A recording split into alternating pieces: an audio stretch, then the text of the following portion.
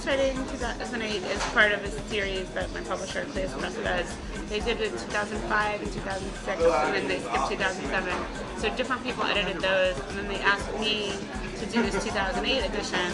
And so, in part, I put out a call and said, you know, if you have something you've written that's interesting, mostly on the journalism end, send it to me. But then I went looking for stuff that, and I had some favorites that I'd read over the past year or two that I wanted to include, and I think it came out really, really well. It's a very large mix of topics about sex.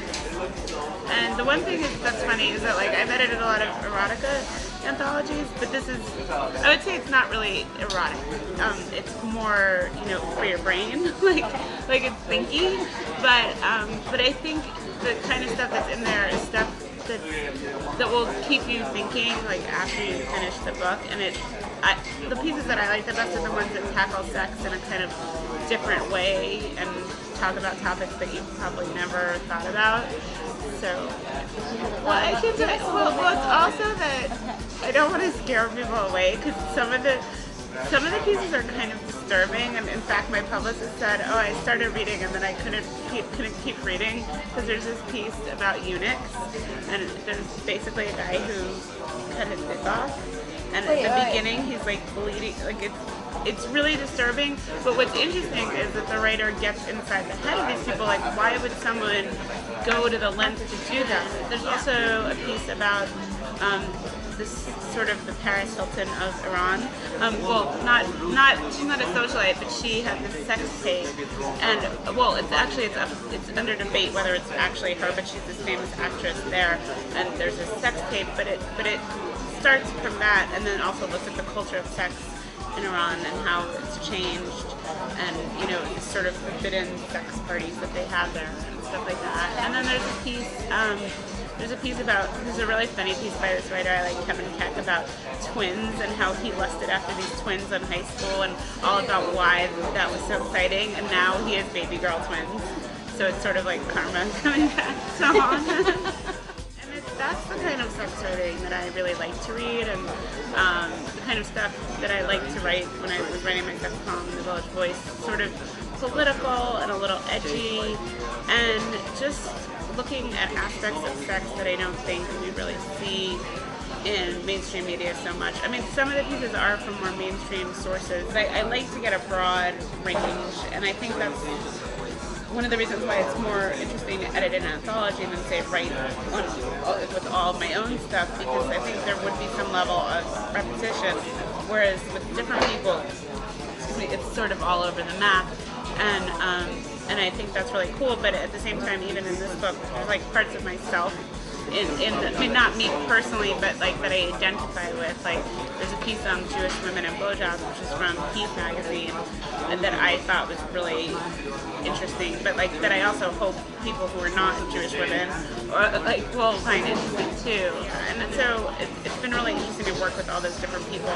And I also like that we've included pieces from New York Magazine, from Playboy, from Penthouse Forum, from Philadelphia City Paper and the Village Voice, but also from Out. We have this great piece by Michael Musto called The Glass Closet, about stars like Jodie Foster and Anderson Cooper.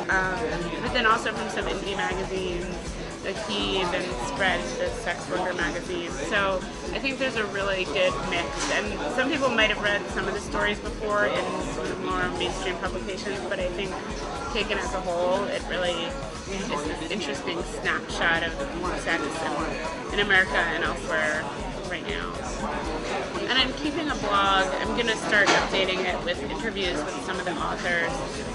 It's at bestsexwriting2008.wordpress.com, and I'm in the process of doing these interviews with the authors and sort of saying, what's happened since you published your story? Is there any updates, news updates, or how did working on the story change your point of view about the topic? Because I always like to follow up. If I read a good book, I want to know, but what happened next, So I think that's going to be interesting, and I'm going to be putting some other suggestions for interesting reading up there. And I think it's an interesting thing for people who, I think I always want to work on erotica, and I love doing that, but I think some people who are like nerdier, like brainier. Like I'm totally a nerd about sex, about a lot of things. So these kind of essays, I really like them because they definitely challenge you and make you think. And it's not that I agree with everything everyone in there wrote, but it definitely makes me think about things and keep thinking about so much. And I think another sort of myth that I see out there is that like by writing about, say, my sex life, that I'm writing about 100% of it, and that you're losing something in the process. And actually, I think I gain things in the process because for me, when I write it down, I can capture elements of it that I might not otherwise. But I think you can still retain that really personal, the connection you have with someone and write about it at the same time. And I don't really see conflict. I think with Best Sex Writing 2008, I hope that people have just a greater understanding of how many aspects of our lives sex touches upon. Because there's stories in there that are about, having sex, like, or, going to a pro-dom and having a session, or pornography, and there's also more sort of political topics, but I think it sort of shows how sex connects with so many different things. There's a piece on sex and septuagenarians, sex and old people. There's a piece on Lexington Steele that I think is really brilliant from Scott Bolton Bryan's book Hung, and it's about him being this black porn star and sort of dealing with racial issues on a daily basis in his work and what that means. And I think it's just snapshots of all these different people and their take on sex and sex culture. And I think, even for me, there were definitely things I learned about while reading the book, and topics I never would have thought of. So I think, in that sense, it's sort of educational, and I would hope it would give people, food for thought.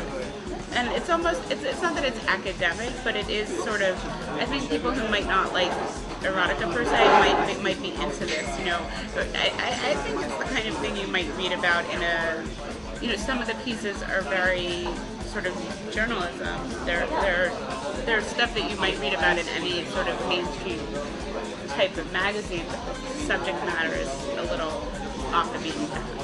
And I think it's all sort of newsworthy things that are in the news, but I think some of them are a little more underground.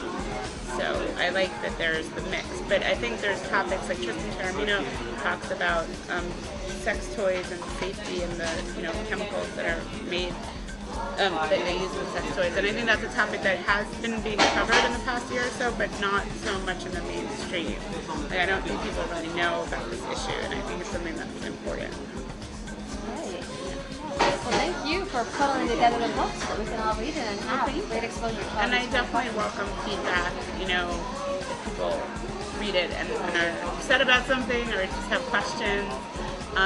Can you give a shout out to your blogs for people that would want to give feedback? Sure. Where to go? You can check out bestsexwriting2008.wordpress.com. You can always email me. My email is rachelkb@gmail.com. Good stuff. Thank you so much, Rachel. And it makes a good Christmas or Hanukkah present. Good idea. It's the holiday season. And I don't know. I'm not going to be giving it to my parents, but I may give it to my cousins. Good stuff. Okay, thanks.